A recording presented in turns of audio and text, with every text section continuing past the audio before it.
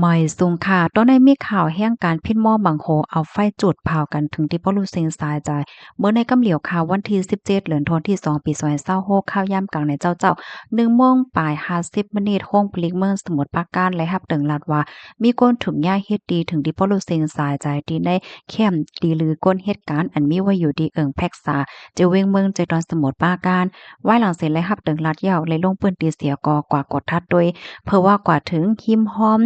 นาแคมตีลือแห่งกันนั้นค่ะนะโฮบทบหันขับโตก้นก่อนหนึ่งจื้อห้องว่านายตุงไข่อายุไร27ปีเป็นคนเมืองคมตุมไหนค่ะโตมั่นใจนั่นก็ถุงยาไฟใหม่ไว้อยู่จังไหนค่ะอ๋อก้นก่อที่อันเฮ็ดนั้นได้ก่อจื้อห้องว่านายเวเนโซอายุไร22ปีเป็นคนเมืองคมตุมค่ะไว้หลังเสเฮ็ดเยี่ยมั่นใจก็อำไลปลายกว่าดินไหลในค่ะเนาะตั้งฝ่ายภูมิปนพรเขาในก็ไล่ก้มโตมั่นใจไว้เส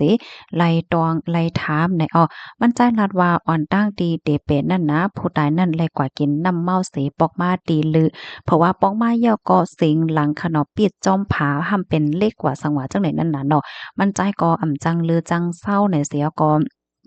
จังลับนั่นน่ะเนาะก็กว่าฟังเติ้นเผื่อว่ากว่าฟังเติ้นเนี่ยก็มีลองผิดแผกพินหม้อกันข้าวยามสืบมาเนี่ยก็ถึงตีป้อต่อยกันมังกันจังไหนนั่นค่ะน่ะเนาะสืบมาเที่ยงค่ะผู้ใจก็ในก็เลยก็หยิบเอาน้ำมันมาหัดใส่ตีนอนของผู้ตายนั่นค่ะกำนันไฟก็ลุกไหม้ค่ะเนาะผู้ตายนั่นก็คัดใจดีเดแล่นออกไปอยู่ค่ะก้อยก็ว่ามั่นใจเนี่ยก็ซ้ำกว่าเอาเลขค่อนเลขในค่ะนะมาทุบตีก็โคเที่ยงหลายปอกหลายกำถึงตีป้อ จังเรียนปลายเหี่ยวก็เลื่อนสุดก็เซ็งสาใจกว่าผู้มีปนพรเขาเนี่ยก็เลยเอาโตผู้จ่ายก็ในค่ะส่งกว่าที่ห้องปลิกเสียก็ได้ปันตัวต่ำกว่าจำหนังปักเปิงแบบมีวันเบิ่งมีเนี่ยค่ะอ้อ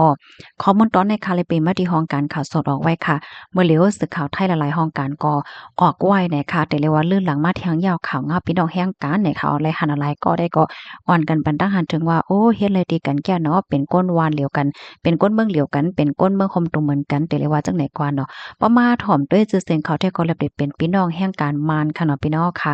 ออค่ะภาพถ่อมยาวหันถึงเจอก็ปันตาหันถึงมาเลยค่ะเนาะหมอยทรงค่ะ